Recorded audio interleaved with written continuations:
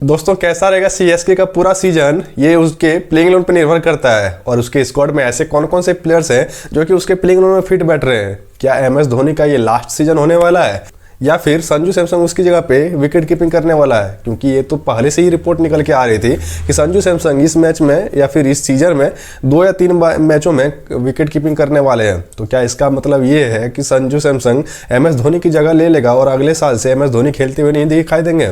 उसकी प्लेइंग 11 में क्या ऐसे चेंजेस हो सकते हैं और सीएसके ने पिछली बार ऐसी क्या गलती की थी जो कि वो इस बार नहीं दोहराएगी? और अगर ये ऐसा करती है तो भाई सीएसके जैसी मजबूत टीम इस आईपीएल में one of the best team मानी जाएगी। तो ऐसा सीएसके क्या कर सकती है? लेकिन पहले अगर उसका प्लेइंग 11 देखें तो इसके पहले ओपनिंग में आता है आयुष मात्रे और ऋतुराज गायकवाड़, या यहाँ पे संजू सैमसन या फिर ऋतुराज गायकवाड़ में से कोई एक ओपनिंग करेगा आयुष मात्रे के साथ। तो इसीलिए अब इसका प्लेइंग 11 में ओपनिंग तो इसका बहुत ही ज़्यादा खतरनाक है। और अगर संजू सैमसन ओपनिंग में आ जाता है तो आप समझ सकते हो कि उस बंदे ने T20 वर्ल्ड कप में प्लेयर ऑफ द टूर्नामेंट बन के वो निकला है, तो उसका अभी फॉर्म कैसा होगा। तो इसीलिए ये जो अगर ओपनिंग करते हैं आयुष मात्रे और संजू सैमसन तो ये बहुत ही ज़्यादा डेंजरस कॉम्बिनेशन होगा। फिर 3 नंबर पे तो हमारे गोटिया ऋतुराज गायकवाड़, अरे मैं थाला का आदमी है। तो इसीलिए ये तो जैसे हर साल वो परफॉर्मेंस देता है वो इस बार भी परफॉर्मेंस देगा। हालांकि पिछली बार ये चोटिल होकर बाहर चला गया था जिस वजह से एमएस धोनी को कप्तानी करना पड़ा था। तो इसलिए इस बार तो वो मतलब फुल प्रिपरेशन के साथ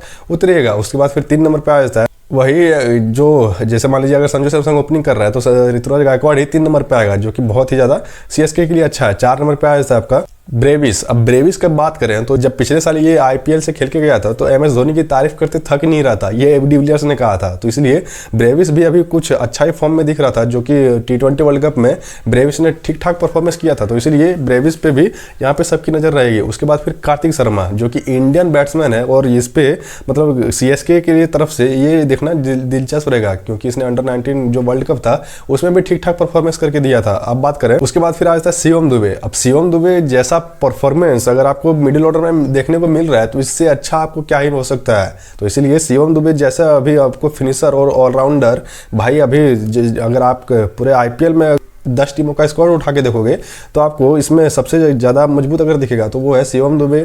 फिर आपका एमआई में आ जाता है हार्दिक पांड्या जैसे फिनिशर्स, आपका फिर आरसीबी में रखता है टीम डेविड जैसे और रोमारियो सेफर्ड। तो ये सीएसके भाई इन लोगों से कम्पीट कर रहा है शिवम दुबे को रख के। तो शिवम दुबे यहाँ पे बहुत ज़्यादा क्रूशियल फैक्टर करेगा। वो अभी जो 20-30 रनों का जो क्रूशियल पारी खेल रहा है वो बहुत ज़्यादा इंपॉर्टेंट कर रहा है। तो इसलिए शिवम दुबे तो यहाँ पे एक्स फैक्टर रहेगा ही। उसके बाद फिर आ जाता है प्रशांत वीर। प्रशांत वीर भी यहाँ पे ठीक ठाक देखने को मिलेगा, क्योंकि यार ये सब का बाद में जाके जब सीएसके का लास्ट सीजन हुआ था तब इन लोगों को इंट्रोड्यूस किया गया था। तो इसलिए ये लोग को लगता है कि अभी इस बार मतलब परफॉर्मेंस देखना पड़ेगा। उसके बाद फिर आता है हमारे थाला एमएस धोनी, और ये धोनी का मतलब लास्ट सीजन माना जा रहा है। ये 3-4 सीजन से पहले चल रहा था, लेकिन ये फाइनली हम लोग कह सकते हैं कि ये इनका लास्ट सीजन होने वाला है, क्योंकि सीएसके के मैनेजमेंट ने भी कुछ हिंट ऐसा दे दिया है कि भाई एमएस धोनी चाहे तो इसी बार वो रिटायर हो सकते हैं। और उसने कुछ जो आईपीएल से पहले एमएस धोनी ने 1-2 बार अपने जो स्टेटमेंट होता है उसमें उसने एक हिंट दे दिया है कि वो इस बार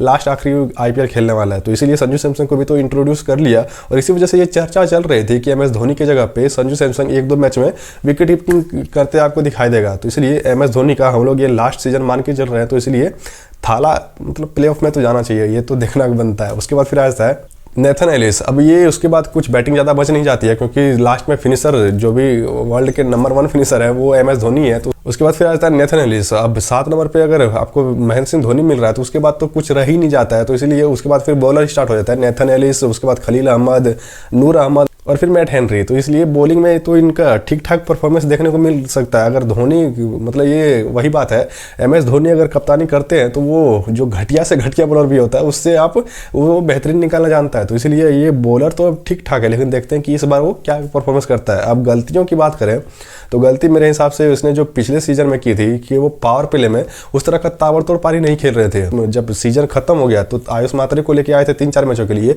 उसमें उस बंदे ने वो जो चिंगारी लगाई थी ना वो इस बंदे में साफ साफ दिख रही थी। तो इसलिए इस बार सीएसके अगर वो प्रॉब्लम नहीं करती है, अगर पावर प्ले में अगर उस तरह का नहीं खेलती है तो सीजन बहुत ही अच्छा जाएगा सीएसके का।